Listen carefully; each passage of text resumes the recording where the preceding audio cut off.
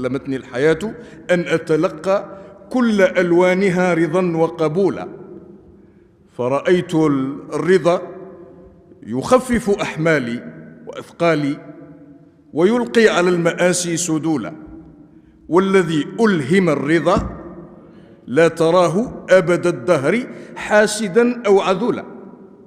الذي ألهم الرضا بما قدر الله لا تراه أبد الدهر حاسدا أو عذولا، لأنه يعلم أن كل شيء من الله، وأنه يجب عليه أن يكون كامل الرضا، وهذا سر السعادة.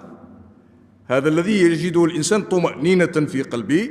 كان الصالحون يقولون إننا لنجد طمأنينة في قلوبنا لو علمها الملوك لجلدونا عليها بالسيوف، لأنها شيء يحسد عليه، يريده البعض بالمال ويريده البعض